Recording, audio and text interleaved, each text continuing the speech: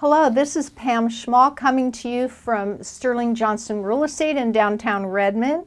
I'm so excited to be here today. I've been looking forward to talking to you about numbers because today is 2/22/22 and it's a Tuesday on top of it. So excited. I love numbers and I think everyone in their career needs to have a superpower. Well, guess what? High school math teacher. So to me, real estate is like a giant story problem. And I love those. And so it has enabled me, I hope, to represent my clients in a really strong way. So talking about numbers, it's kind of fun. And let's first talk about how many surprises you'll have in your day today. Well, for us in this area, it was snow. And I had looked at my Apple Watch and it predicted 2 a.m. it's going to snow, and I just chuckled. I thought, oh, yeah, right. So this morning, snow on the cars, snow on the bushes, not on the road, thank goodness, so we can get where we need to go. But I just thought, you know, number of surprises is a fun thought. And the number of years that I was a math teacher, I was really more a science and math teacher because math is the language of science. And so at the end of this telling, I will let you know why that's important. But that is my superpower. And another number that I talked about in my last video is the number of people I've gathered into my business. And because I learned to sell real estate in Los Angeles, that's a huge melting pot. So in my gathering, the number of clients I had, many had moved in from other countries. And so I think that that created in me a sensitivity to understand how people do business in their heart language and in their culture, because where they came from buying a home might be very, very different. And so it's important to incorporate many kinds of people and gather them into our business. And so that's been a real pleasure and a joy for me to learn about other cultures and become friends with people that I wouldn't have known had I not been in real estate. So that's another number. I wanted to talk about a little bit about the history of selling real estate. When I started in the LA area in the melting pot, the first home I sold for $142,000. So I worked in that same market for 9 years, and at the end of that, when I moved up to Washington, the average sell price was $252,000. So we're looking at that saying, well, that's not much. Well, that's a 77% increase. And so I wanted to talk about what's happened with prices, because at that time interest rates were 14%. And I was so excited to start out in a market because as a new realtor, the interest rate had been 19%.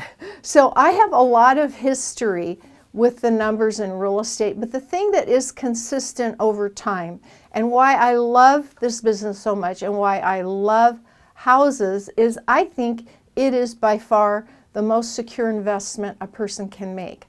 So when you look at a trajectory of a line going this way up, what we always see is we see this little squiggly line, but over time it's always going up.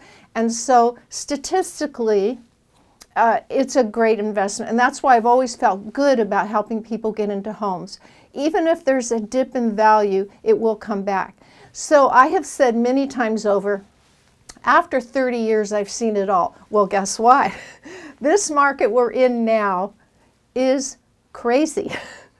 And just to give you some more numbers, I have in my recent writing offers and proposals for people and in listing homes and hearing offers, I'm averaging 6 to 11-ish offers on everything. You know, and that's just kind of, there's some higher, there's some lower.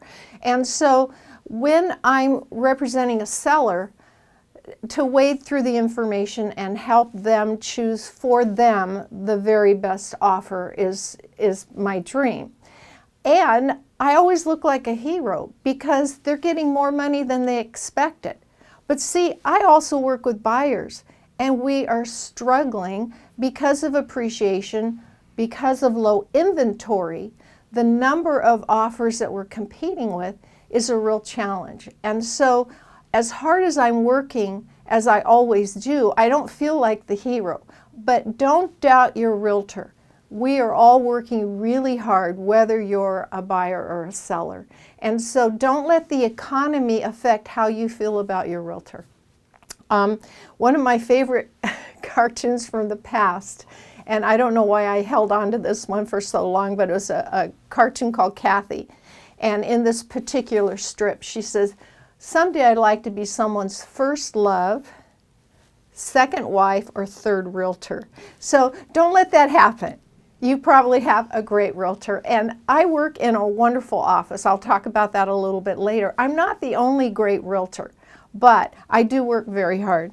So another number is escalation clause, is a form that's been around for a while. I don't think we remember that we used it early on, but lately it's really important. So when you're thinking about numbers, again, regarding a home purchase, you will offer a purchase price. So you're landing on a number where your realtor, me, hopefully is looking at recent sales, if homes are selling over list price, how much, and it's a bit of a formula, a story problem again. And so with this form, the price you've put in the purchase and sell agreement, but the escalation clause has two very important numbers. I wanted to talk about it. The very first time I used that form was to help a buyer purchase a farmhouse in Woodinville. And the tip I got from realtors, and we do help each other, is she said, use an odd number. Everybody does something even, like 1,000 over any other offer, or 1,500. Pick a crazy number and talk to your buyers. What are your favorite numbers? Have fun with it. Make it creative. And so in the escalation clause, the first number that you enter is what you're willing to pay over any other offer. And then the final number, and this is the last one we'll talk about, is your top price. So you've been pre-qualified, you have talked to your lender, you know that you can't go beyond that number, you can live with that payment. It's a big choice. And I recently, this week, wrote an offer for someone, and then we saw another property this week. And if she puts down more money, she can afford more house, but she doesn't like the payment. So we're going to keep that number, tucked down a bit, which means that we'll be looking at different values in properties. So it's the buyer's decision. Don't push somebody really hard just so you can help them get that sale and get that house. So another number, and it's such an honor to talk about this, is I have had the opportunity with this just lovely family. I help them with their home, and then as soon as their children get married, they send them to me to help them buy a home. So I've had two generations. And I remember years ago, math science teacher, that I was teaching high school biology, and then about 5 years later, I attended the baby shower for my student, who was married and having a family. So that kind of experience is very heartwarming, and it's very honoring. And so I wanted to tell you about this person I wrote an offer for this week. This is my first 3-generation transaction where grandfather had a beautiful Bucking Rambler that I sold. He was ready to move into over 55 housing, and then her parents, I sold their home, and now she's ready to make her first purchase. And so that's 3 generations. I can't tell you how exciting that is to me, but I want to circle back to the math and science, is that this young lady I'm working with now was one of my 4th grade students when I was teaching at an elementary school. So I knew her when, she's 9 years old, has turned into this wonderful relationship with this beautiful family. So the last thing I want to talk about as far as numbers is there are a number of people on my team. And I want to give a shout out to some of these. There's a lot. I am not a lone ranger. That's not how it works. I'm there for you. I'm your contact person. But behind me is a whole team. So I wanted to give a shout out to Sterling Johnston that the professionalism of my office mates is stunning. I have a lot of respect. This leadership, I call Eric Olson my answer man.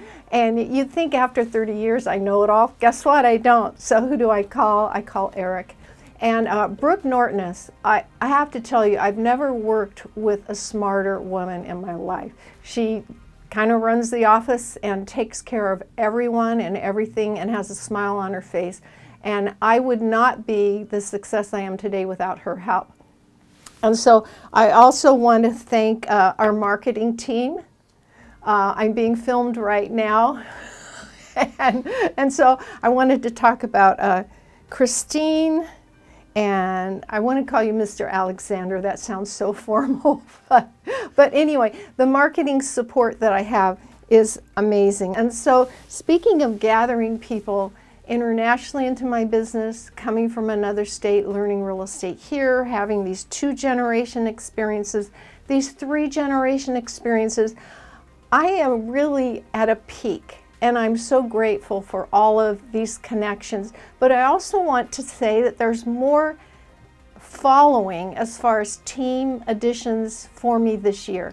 And so that will be a story for another time. But I hope that you have a wonderful 2/22/22 Tuesday. How fun is that? Signing off, Pam Schmoll, Sterling Johnston Real Estate.